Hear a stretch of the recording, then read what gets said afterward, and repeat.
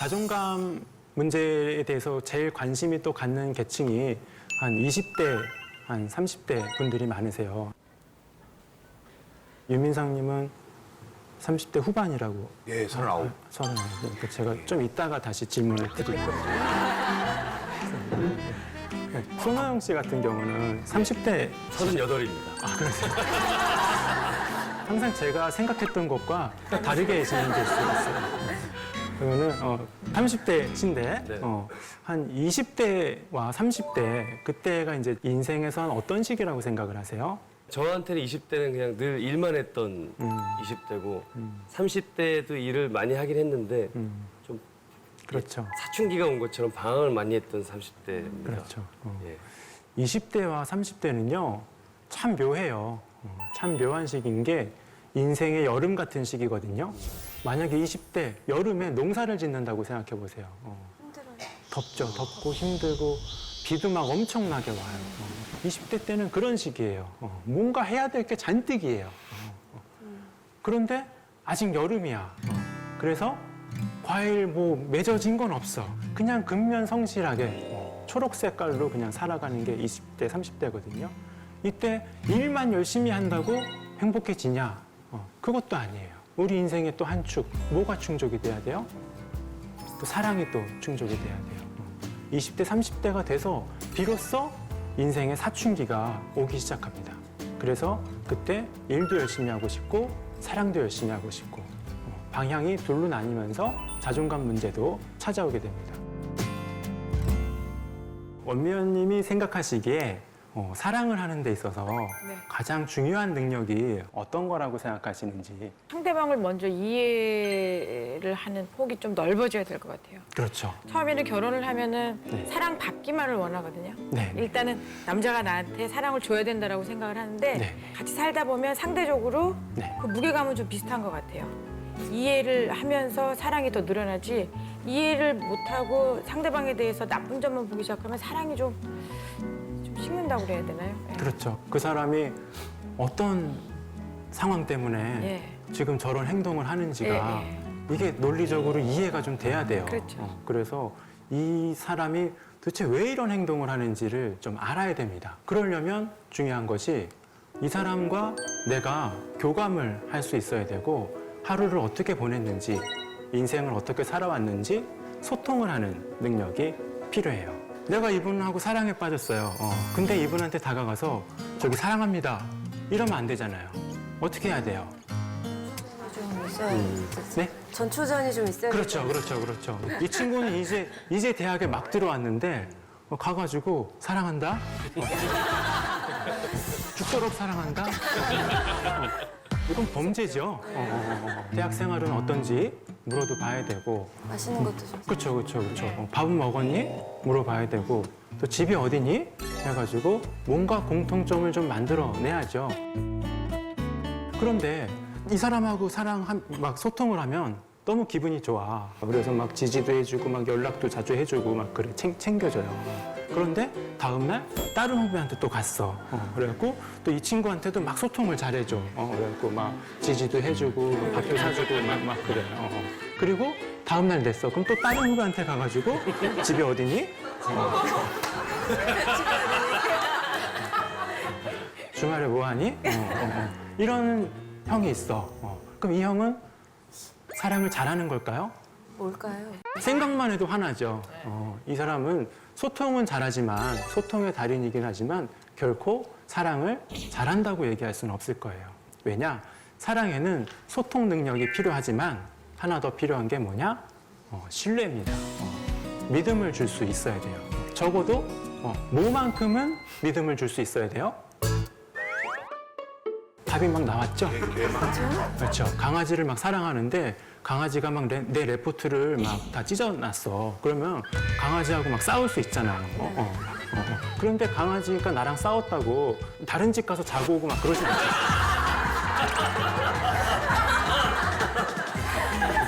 그래서 사랑에 필요한 능력은 소통과 신뢰 능력인데 바탕이 되는 게 뭐냐? 자존감입니다. 자존감이에요. 자존감이 있어야 자기 스스로를 사랑스럽다고 여기거든요.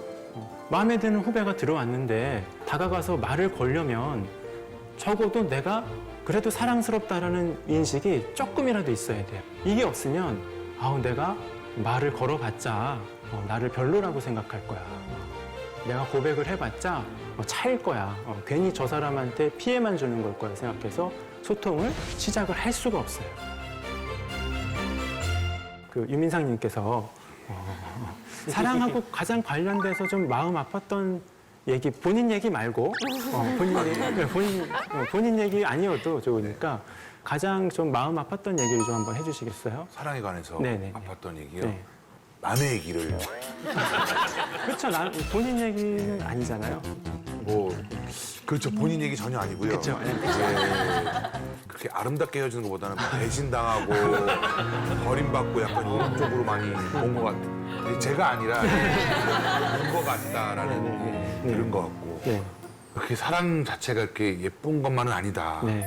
오히려 부정적인 면이 그렇죠. 예, 많이 들은 것 같아요. 그렇죠. 우리가 막 그 일하면서 열심히 살면서 아니면 사춘기 때 뭐 이성도 만나지만 또 그걸 막 억압하면서 참으면서 다 생각하는 게 사랑하면 뭔가 행복할 것이다, 즐거울 것이다 생각하잖아요. 그런데 사실 현실에서는 그게 어렵죠. 자존감이 낮은 상태에서는 사랑을 시작하기가 상당히 힘들어요. 왜냐하면 마음을 쉽게 내주질 못합니다. 왜? 내 안에 있는 뭔가 부족한 것이 들킬까 봐.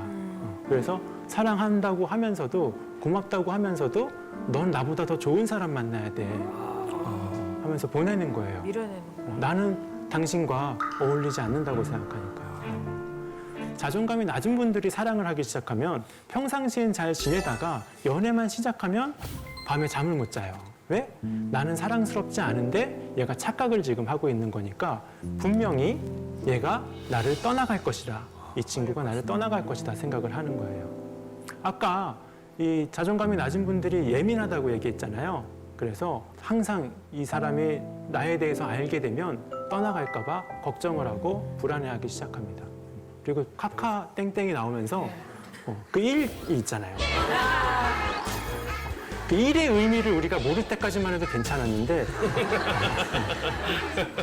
읽고 몇 분 후에 연락이 오는지 너무나 적나라하게 보이기 시작하니까 그런 일이 있을 때마다 이 사람이 떠나갈지도 모르겠다는 생각을 하게 되는 겁니다. 그래서 작은 일에 자꾸 의심을 하고 집착을 하고 예민하게 반응을 하죠. 그래도 처음에는 달래주죠. 네가 지금 얼마나 괜찮은 사람인데 나는 당신 사랑해 하면서 달래주는데 이게 시간이 자꾸 반복이 되다 보면 나중엔 지치게 됩니다. 그래서 자꾸 사소한 일로 싸우게 되고 헤어지게 되고 결별을 경험을 합니다. 그러고 난 다음에 무슨 생각을 하겠어요? 역시 나는 사랑스럽지가 않으니까 그 사람이 떠났구나 생각을 하면서 악순환이 반복이 되는 겁니다. 우리는 우리의 일상을 뒤돌아보잖아요. 내가 정말 잘 살고 있는 건가 생각을 하게 됐잖아요. 그러면서 이 친구들의 인생도 궁금하잖아요. 그래서 이 친구들은 잘 살고 있는 건가? 이렇게 관심을 갖게 된 거죠. 그러면서 내 인생을 비교하면서 평가를 해야 되니까요. 근데 무엇을 통해서 친구들의 인생을 바라보게 돼요? SNS. 그렇죠?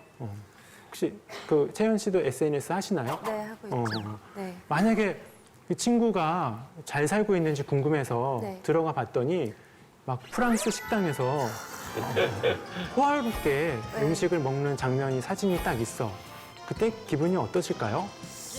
어떻게 저길 가게 됐을까? 내 집부터 시작해서 여러 가지를 많이 구체적으로 생각하게 될 것 같아요. 그렇죠. 내가 정말 좋아하는 친구인데 막상 너무 잘 살고 있으면 이게 조금 생각이 좀 복잡해지죠. 조금 복잡해져요. 그래요. 예전에도 내 인생을 타인의 인생하고 비교를 하기도 했었고 친구들한테 좋은 소식이 들리면 마음이 좀 복잡하기도 했었어요. 예를 들어서 친구가 전화로 그러는 거예요. 친구들한테 좋은 소식이 들리면 마음이 좀 복잡하기도 했었어요. 예를 들어서 친구가 전화로 그러는 거예요. 야, 하와이 갔다 왔는데, 야, 진짜 멋있어. 바다 빛깔이 에메랄드 같아. 막 그랬단 말이에요. 그래, 진짜 좋겠다. 그러면서 부러워했지만 그렇게 오래 가진 않았어요. 왜? 내가 하와이를 모르거든. 친구가 막 에메랄드라고 막 얘기를 하는데 내가 에메랄드를 모르거든요. 그럼 내가 상상할 수 있는 것에서 가장 멋있는 걸 상상하지 그게 어떤 모습인지 알 수가 없었단 말이에요. 그런데 지금은 사진이 딱 나오잖아요.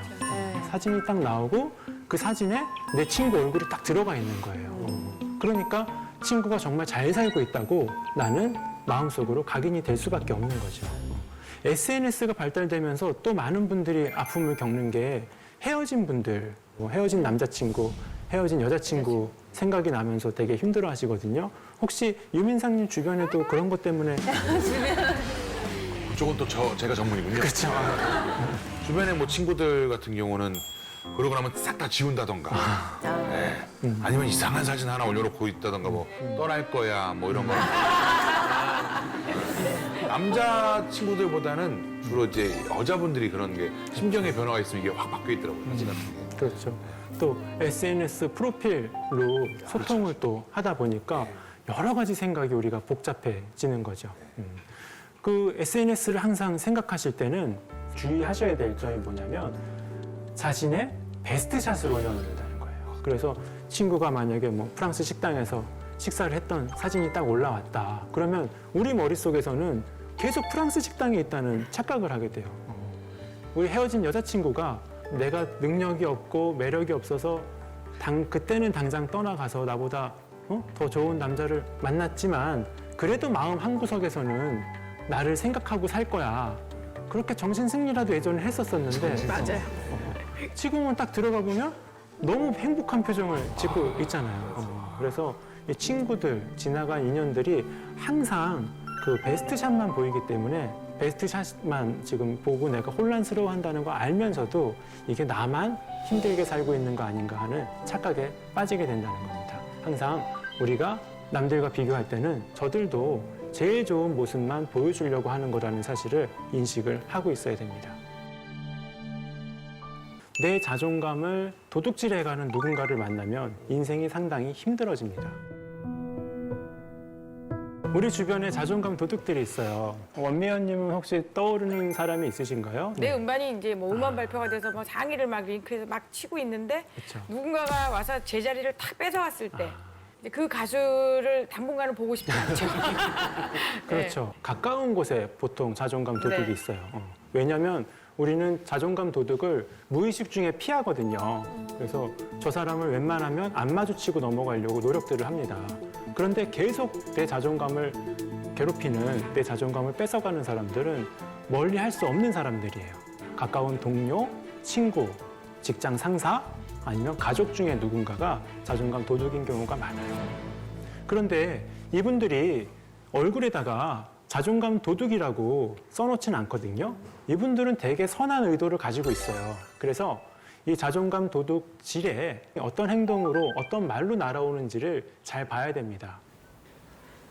자존감 도둑의 3대 행동은 비교, 비약, 비난, 3비라고 저는 이름을 붙였어요. 3비 이론은 처음 보실 거예요. 왜냐하면 제가 만들었거든요. 비교는요, 상당히 광범위합니다. 내 앞에서 남 얘기하는 게 다 비교예요. 우리가 누굴 사귀면 당신 정말 예뻐, 아름다워 그렇게 얘기하면 되잖아요. 그런데 그렇게 하지 않고 당신 정말 예뻐, 지난번 걔보다 더 예뻐 그렇게 얘기하면 내용과 상관없이 무조건 기분이 나빠지는 겁니다. 두 번째는 비약입니다. 3살 버릇 80까지 간다, 바늘도둑 소도둑 된다, 이런 속담 때문에 우리가 과하게 비약을 당하고 기분이 나빠지는 경우가 많아요. 내 미래를 단정짓고 부정적으로 예측을 하면 자존감이 손상될 수밖에 없습니다. 마지막으로 비난입니다. 비난은 자존감을 직접적으로 공격을 하는데, 비난에서 중요한 건 뭐냐면 항상 왜라는 단어와 함께 옵니다. 과장님이 얘기하는 거예요. 왜 지각했어? 문장만 보면은 이유를 물어보는 거죠. 왜라는 질문을 하지만 사실 그 안에는 지적을 하는 것이고 비난을 하게 되는 거죠. 그래서 정신과 제가 전공이 됐을 때 선배님들이 불러가지고 홍균아, 이제는 왜라는 단어를 쓰면 안 된다 말씀을 하시더라고요. 그래서 제가 왜요? 그랬죠. 왜요? 정 이유가 궁금하면 어떤 이유 때문에 하신 건가요를 물어봐야지 범죄 피해를 보신 분들한테 함부로 왜 따라갔습니까?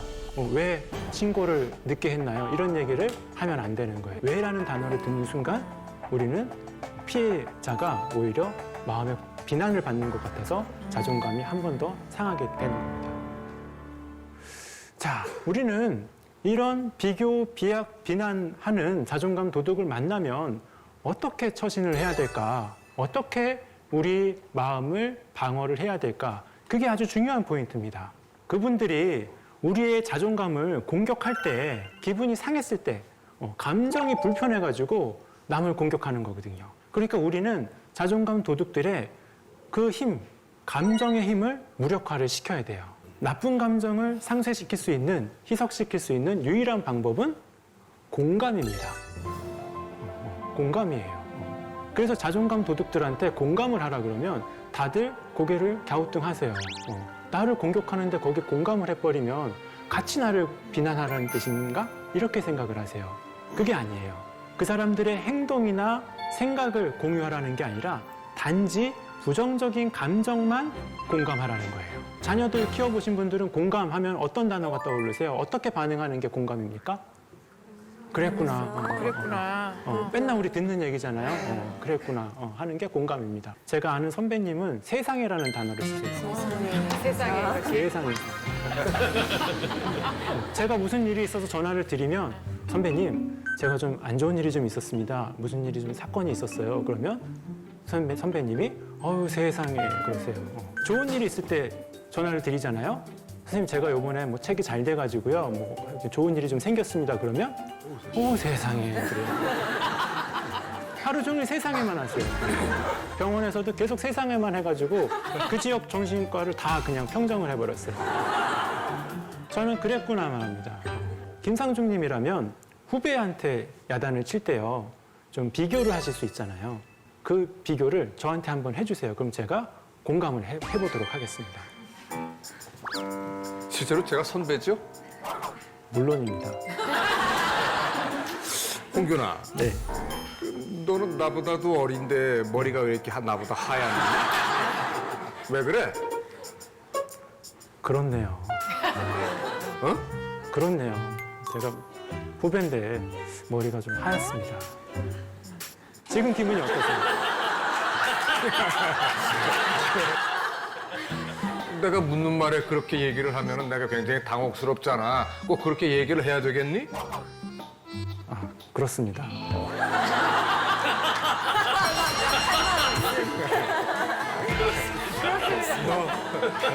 당혹스러우시겠습니다. 뭐 더 이상 할 말이 없네요. 이런 겁니다. 저는 공격하지 않았어요. 이런 상황에서 오고 가는 상황에서는 그대로 그 마음을 공감하면서 아, 당황하셨을 수 있었겠군요. 이렇게 공감을 하는 순간 감정이 소거되면서 할 말을 잃어버리시게 되는 거죠. 자존감 도둑을 만났을 때는 그랬구나를 항상 생각을 하시기 바랍니다. 자존감을 회복하려고 노력을 하는데 주로 인지행동 치료라는 치료를 많이 하게 되고 이 구조가 항상 머릿속에 있습니다. 인지행동 치료의 전제는요. 우리가 모두 살아가는 인생을 4가지로 구분을 하는 겁니다. 첫 번째는 사건입니다. 이 인생은 다 사건의 연속이에요. 그래서 저랑 김상준 선배님과 만났잖아요. 이것도 하나의 큰 사건이거든요. 이 사건은 항상 생각을 만들어냅니다. 좋은 생각이 들었으면 좋은 감정이 들고 더 오래 있으려고 하겠고 나쁜 생각이 들었으면 나쁜 감정이 들고 멀어지려는 행동을 하게 되겠죠. 그렇게 사건이 생각을, 생각이 감정을, 감정이 행동을 만들어냅니다. 예를 들어서 데이트를 하는데 갑자기 여자친구가 한숨을 후 하고 쉬는 거예요. 그럴 때 어떤 생각이 드시겠어요? 저래본 지가 오래돼갖고. 그러니까 제가 뭘 잘못한 거겠죠. 그렇죠. 또는 손호영 씨를 본 거야. 그게 나 때문에 나를 보고 한숨 쉰 거야. 그렇죠. 뭔가 연애의 자신감이 좀 떨어져 있는 상태라고 하셨잖아요. 그러면은 여자친구가 한숨을 쉬는 이 사건을 나의 문제로 끌어들이게 돼요. 내가 뭔가 부족한 게 아닌가? 그래서 이 사건이 부정적인 생각하고 이어지면서 감정까지 같이 나빠지는 거죠. 그리고 생각합니다. 내가 지겹나? 내가 지겨워졌나? 이 생각이 계속 드는 거예요. 사건은 점점 멀어지고 머릿속에는 생각만 남습니다. 그러다 보면 불안한 감정에, 허탈한 감정에 이상한 행동을 하게 됩니다. 예전에 사귀던 그 사람은 그렇게 재밌었다던데 그 사람 생각하는 거 아니야? 라고 불쑥 행동이 튀어나가 버리는 거죠. 그럼 이 행동은 새로운 사건이 돼서 우리를 힘들게 합니다. 저도 옛날에 그랬어요. 저는 부부싸움 잘 안 했는데 보통 부부싸움을 하면 양말 때문에 그렇게 했어요. 집에 가가지고 너무 힘드니까 지쳐가지고 양말을 이렇게 벗어갖고 던져놓고 소파에 앉아있단 말이에요. 그러면 와이프가 얘기를 합니다. 홍균 씨, 양말 좀 세탁통에 넣어요. 그런단 말이에요. 그럼 그 얘기를 듣고 그 사건이 야, 내가 하루 종일 일하고 왔는데 내 노동의 가치를 몰라주나? 요즘 내가 좀 수입이 좀 줄어가지고 와이프가 저러는 건가? 그런 생각을 했어요. 그리고 막 화도 나고 괜히 인상도 막 굳어지고 그랬었거든요. 도대체 내가 왜 어떤 사건 때문에 이렇게 기분이 나빠졌나 생각해 보니까 양말이더라고요. 그래서 이거 양말 일인데 왜 내가 이렇게 기분이 나빠야 되나 생각을 해가지고 생각을 좀 바꿨거든요. 내가 어떤 사건 때문에 어떤 생각을 하는가, 그리고 어떤 감정과 행동이 이어지는가만 구분을 잘 해봐도 해결책이 좀 빨리 나옵니다. 자, 내 생각을 바꿔야 됩니다. 여자친구가 한숨을 쉬는데 어떤 생각을 할 수 있을까요? 무슨 일 있나 보다. 그래. 무슨 일이 있나 보다. 뭔가 좀 힘든 일이 있나 보다. 생각을 할 수 있겠죠. 생각을 이렇게 바꾸면 어떤 감정이 쫓아올까요? 걱정? 왜 그래? 걱정되겠죠. 그렇죠. 걱정되고 뭔가 좀 불쌍하니까 도와주고 싶은 생각이 들겠죠. 그럼 어떤 행동을 하겠어요? 잘해주겠죠. 저 사람. 뭐라도 먹을래?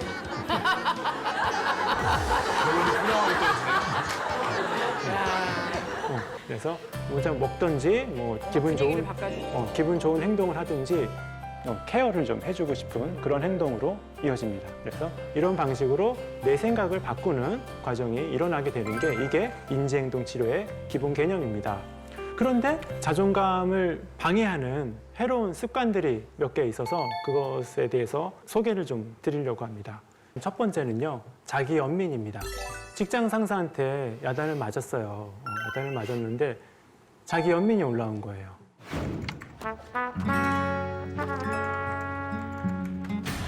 신입교육 때 원리터 통일 양식 안 배웠어요? 우선 대리님께서 데이터 확인해 주시면 수정. 누가 그렇게 마음대로 일 처리하래요? 순서 모릅니까? 데이터 확인? 그건 기본이에요. 지금 나더러 이거 갖고 틀린 그림 찾기라는 겁니까? 그리고 1차적으로 데이터 입력하고 그 후에 2차로 양식 수정하고, 아니 대체 그런 순서는 어느 회사에서 써먹는 프로세스입니까? 다른 회사에서 일하고 싶으면 지금 당장 나가도 좋습니다.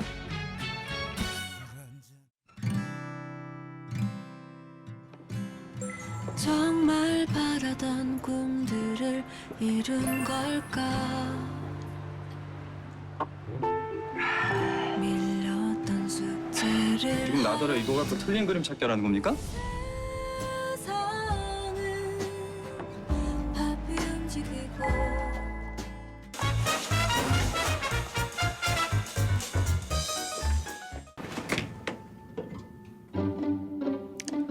지각이네요.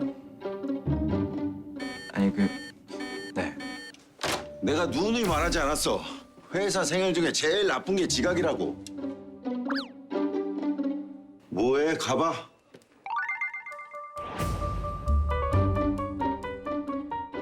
네, 보시니까 어떠세요? 안쓰러워요. 안쓰럽죠. 중요한 건 자기 연민의 감정은 자꾸 자기 자신한테 위로를 해주고 싶다는 생각으로 이어진다는 거예요. 나 이렇게 잠들면 안 돼. 오늘 이렇게 불쌍한 하루를 보냈는데 이대로 잠들 순 없어 하면서 술을 마시게 된다거나 게임을 하게 된다거나 잠이라도 휴식이라도 좀 줬으면 좀 건강한 위로가 됐을 건데 뭔가 미숙한 위로로 이어지면서 다음 날로 악순환이 계속되는 거죠. 이게 자기 연민이 우리의 자존감을 악순환시키면서 나쁘게 만드는 첫 번째 원인이 됩니다. 해결책은 뭐겠어요? 자기에게 좋은 걸. 그렇죠. 뭔가 무기력감이 느껴지고 뭔가 무능력감이 느껴질 때 나한테 어떤 선물을 줄 것이냐, 어떤 행동을 해서 이것을 끌어올릴 것이냐가 긍정적인 건강한 자기 위로와 이어질 때 자기 성장도 일어날 수 있고 자존감의 늪에서 빠져나올 수가 있게 되는 거겠죠. 자기 연민은 위로를 어떻게 해주느냐에 따라서 잘 넘어갈 수가 있습니다. 그리고 두 번째는요, 양가 감정이라는 겁니다. 혹시 양가 감정이라는 감정 들어보신 적 있나요? 잘 생소하실 거예요. 양가 감정은 한 사건에 대해서 양극단에 반대되는 감정이 동시에 생기는 겁니다. 이런 거는 제가 연애 상담 같은 거 할 때 많이 보게 돼요. 밤늦게 친구가 전화를 해가지고 톡을 해가지고 막 자기 여자친구 때문에 힘들다고 얘기를 하는 거예요. 그럼 우리 뭐라고 합니까? 헤어지라고 그러죠. 그러면은 그 친구 뭐라 그럽니까? 내가 이런 사람 그래도 만나려면은 야. 그 어떻게 그렇게 금방 헤어질 수가 있냐 그러죠. 그럼 전 근데 뭐라 그래요 우리는? 그럼 만나. 그럼 만나 그러죠. 그러면 또 무슨 소리야? 내가 얼마나 얘 때문에 고생하는데 하면서 생각이 계속 왔다 갔다 합니다. 만날 것이냐 헤어질 것이냐에 대해서 양가적인 감정이 왔다 갔다 하는 거죠. 자존감 문제도 마찬가지입니다. 내가 자존감 있는 삶을 살고 싶다, 당당한 삶을 살고 싶다라는 생각이 들면서도 그래도 내가 좀 인생을 겸손하게 살아야 될 것 같은데 내가 너무 자존감이 올라가면 이 친구들이 나를 좀 싫어하지 않을까 하는 생각을 하게 돼요. 겸손하고 싶기도 하고 자존감 강하게 살고 싶기도 하고 자존감 강하게 살다 보면 또 문제가 생길까 봐 걱정을 하게 되는 양가 감정이 생기게 되는 거죠. 그리고 자존감에 해로운 세 번째 습관은 부정적인 생각입니다. 부정적인 생각인데 자기 충족적 예언이라 그러거든요. 너무 희망을 품었다가 실망을 자주 하시다 보니까 희망을 품는 게 나를 해칠 거라고 생각을 하고 미리 부정적인 생각을 많이 하십니다. 얼굴에 나는 사랑받을 수 없어 써놓고 다니는 분이 있단 말이에요. 그러면 그게 절대 사랑스러운 표정이 될 수가 없는 거죠. 하지만 이 자존감을 세우는 법을 알아야 우리가 세울 수가 있거든요. 자존감을 회복하는 과정은요, 이렇게 결심 한번 한다고 되는 게 아니라 지속적으로 무언가를 훈련을 해야 되는 과정입니다. 그래서 자존감을 키우는 현실적인 방법은 제가 4가지를 말씀을 드릴 건데요. 손호영님 같은 경우 살다 보면은 자존감의 상실을 경험할 수 있잖아요. 그럴 때는 만약에 나를 진심으로 사랑하는 존재가 있다고 상상을 한번 해봅시다. 힘들어하는 손호영님한테 무슨 얘기를 해줄 것 같으세요? 괜찮아. 괜찮아. 괜찮아. 넌 잘할 수 있어. 넌 잘할 수 있어. 나는 너를 믿는다. 나는 너를 믿는다. 세상에 단 한 명이라도 나를 위해서 그 얘기를 좀 하고 내가 그 얘기만 들으면 자존감을 좀 회복할 수 있을 것 같잖아요. 그런데 그 얘기를 해주는 사람이 단 한 명도 없어서 내가 괴롭잖아요. 네. 그런데 그 얘기 괜찮아. 잘 될 거야. 넌 최선을 다했어. 이런 얘기를 들을 수 있는 방법이 없나요? 녹음해서. 그렇죠. 그렇죠. 괜찮아. 내 마음, 내가 듣고 싶은 얘기, 들었으면 하는 얘기를 남이 해줬으면 참 좋겠지만 아직은 그분들한테 여력이 없으니까 자신에게 괜찮다고 말을 해줘야 됩니다. 우리가 모든 일이 사건의 연속이라고 했잖아요. 그런데 우리가 오늘 만난 것도 사건이잖아요. 막상 이 사건을 경험했는데 마음에 안 들 수도 있어요. 윤원근 강의를 들었는데 자존감은 별로 높아지진 않고 시간은 길고 막 별로라는 생각이 들 수 있거든요. 그럴 때 어떻게 해야 된다고요? 괜찮다고 얘기해요. 괜찮다고 얘기해요. 괜찮다고 얘기해요. 왜냐? 그 이유가 두 번째에 나옵니다. 그렇게 하지 않으면 집에 돌아가는 길에 내가 거기 왜 갔을까? 내가 중간 휴식 시간에 집에 갔어야 되는데 왜 남아 있었을까 하면서 자기 자신을 왜가 뭐라 그랬어요? 비난이라 그랬잖아요. 자기 자신을 비난하면서 2차 공격을 당하는 거죠. 그래서 왜라고 자문하지 말고 자신에게는 일단 괜찮다라는 얘기를 해줘야 됩니다. 그리고 또 그 일을 겪으면 안 되니까 미래형 후회를 하는 거예요. 내가 다시는 윤원균 강의는 가지 않겠다. 책도 안 읽겠다. 미래형 후회를 하면서 그 문제를 피해 나가는 거죠. 세 번째는 하루에 적어도 15분 이상은 내가 마음대로 할 수 있는 시간이 확보가 돼 있어야 됩니다.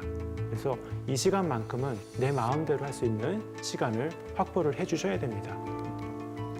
그럼에도 불구하고 또 나쁜 일이 떠오를 수 있어요. 그럴 때는 말로 좀 뱉어야 돼요. 내가 그때 일 때문에 아직도 힘들어하고 있구나, 아직도 괴로워하고 있구나라고 말로 한번 뱉으셔야 부정적인 감정이나 부정적인 생각에서 벗어나기가 쉬우실 거예요. 저는 자존감 회복하는 훈련을 복근 만드는 훈련에 많이 비유를 해요. 저도 한때 식스팩을 좀 만들고 싶어가지고 같이 근무하는 동료 내과 선생님한테 좀 물어본 적이 있어요. 선생님, 식스팩은 도대체 어떻게 하면 만들 수 있는 겁니까? 근데 그 선생님이 배가 이만큼 나오신 분이 있어요. 배를 이렇게 두드리시면서 윤 선생, 식스팩은 우리 마음속에 있는 거야. 그래서 그때는 그냥 웃긴 얘기라고 생각했었는데 아니었어요. 자존감 만드는 것도 이것과 마찬가지더라고요. 예를 들어서 우리가 복근을 만들려면 플랭크라는 운동을 해야 된대요. 그래서 이 사람들한테 찾아가 보면 1분씩 해갖고 5세트를 하라는 거예요. 근데 우리는 저분들의 행동을 절대로 따라할 수가 없어요. 복근을 키우고 싶은데 복근 운동을 할 수가 없어. 왜? 복근이 없어서. 꾸준하게 하는 방법밖에 없습니다. 마치 플랭크를 처음에는 10초밖에 못했지만 하다 보면 몇 초가 돼요. 12초가 되고 15초가 되고 20초, 30초가 됩니다. 자존감 회복도 마찬가지입니다. Keep going. 계속 하는 거예요. 내가 오늘 당장 한 번 했다고 이루어지진 않겠지만 계속해서 자기 자신한테 얘기해주고 또 그러다가 또 새로운 방법이 나오면 그 새로운 방법도 대입을 해주고 계속 꾸준하게 하는 방법밖에 없습니다. 마치 복근을 만드는 것처럼요. 자존감의 언덕, 자존감의 난간, 자존감 도둑을 끊임없이 만나실 테지만 그때그때 자기 자신에게 들려주고 싶었던 얘기를 들려주면서 지지하고 격려를 해주시기 바랍니다.